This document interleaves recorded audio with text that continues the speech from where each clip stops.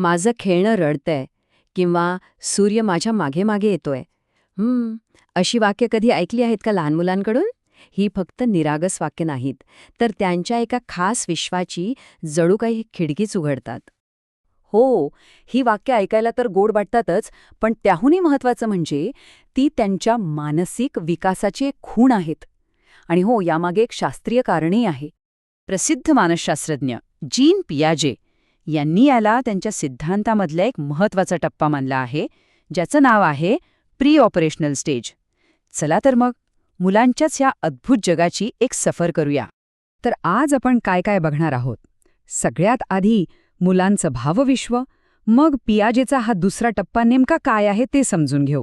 त्यानंतर त्याची 4 प्रमुख वैशिष्ट्य, कल्पना आणि वास्तव यात काय फरक असतो ते पाहू. आणि हो, शेवटी ज्ञानाची उजळणी आणि परीक्षेसाठी काही महत्त्वाचे मुद्देसुद्धा आहेत. चला तर मग सुरुवात करूया पियाजेच्या दुसऱ्या टप्प्यापासून, म्हणजेच प्री ऑपरेशनल विश्व. प्री ऑपरेशनल टप्पा म्हणजे साधारणपणे 2 ते 7 वर्षांपर्यंतचा काळ. ह्या वयात काय होतं माहितीये? मुलं भाषा वापरायला शिकतात, वेगवेगळी चिन्ह वापरायला शिकतात आणि त्यांची कल्पनाशक्ती तर प्रचंड वाढलेली असते. पण गंमत अशी आहे की तर्क लावण्याची जी क्षमता आहे ना, ती मात्र अजून बाल्यावस्थेतच असते. आता ह्या टप्प्याची 4 प्रमुख वैशिष्ट्ये पाहूया. यामुळे आपल्याला मुलांचे विचार समजून घ्यायला खूप मदत होईल.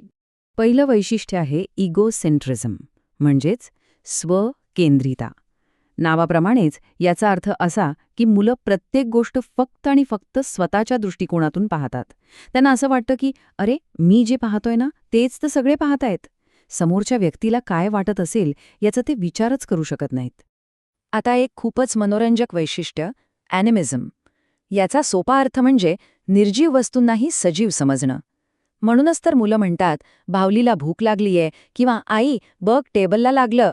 त्यांना खरंच वाटतं की प्रत्येक वस्तूत आपल्यासारख्याच भावना असतात. तिसरं वैशिष्ट्य आहे सेंट्रेशन. याचा अर्थ मुलं एका वेळी फक्त एकाच गोष्टीवर आपलं लक्ष केंद्रित करू शकतात. एक साधं उदाहरण घेऊया. 2 वेगवेगळ्या आकाराच्या ग्लासात सारखंच पाणी ठेवा. मूल काय म्हणेल माहितीये? जे उंच दिसणारं ग्लास आहे ना, त्यातच जास्त पाणी आहे. का? कारण त्याचं सगळं लक्ष फक्त उंचीवर आहे, रुंदीकडे त्याचं लक्षच जात नाही. आणि चौथं वैशिष्ट्य इरिव्हर्सिबिलिटी, म्हणजे मुलं कोणतीही क्रिया उलट्या क्रमाने विचार करू शकत नाहीत. समजा आपण एका ग्लासमधलं पाणी दुसऱ्यात ओतलं, तर ते पाणी परत पहिल्या ग्लासात ओतून मूळ स्थितीत आणता येतं, हा साधा विचार त्यांच्या मनात येतच नाही. ही जी 4ही वैशिष्ट्ये आहेत ना, ती मिळून मुलांचं कल्पनाविश्व प्रचंड समृद्ध करतात. आणि हे सगळं त्यांच्या खेळातून कसं दिसतं? चला ते पाहूया. या काळात तर मुलांची कल्पनाशक्ती एकदम शिगेला पोहोचलेली असते. जसं की काल्पनिक मित्र बनवणं, आपल्या खेळण्यांशी गप्पा मारणं किंवा डॉक्टर, शिक्षक असे खेळ खेळणं, हे सगळं याचंच उदाहरण आहे.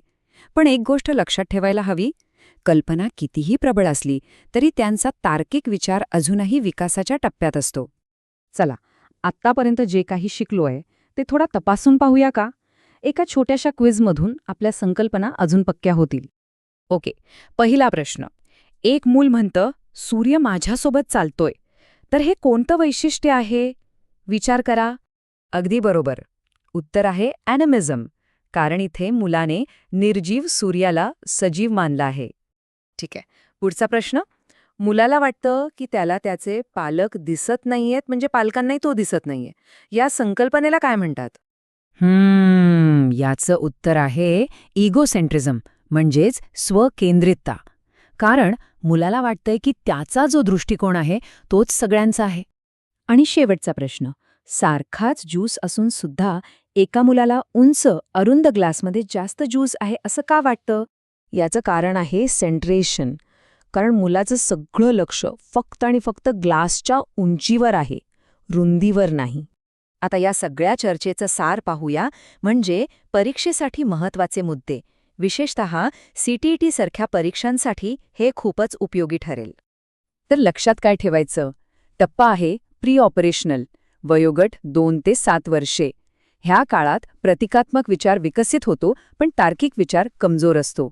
आणि एक महत्त्वाची संकल्पना, कॉन्झर्वेशन किंवा संवर्धन, हे त्यांना समजत नाही.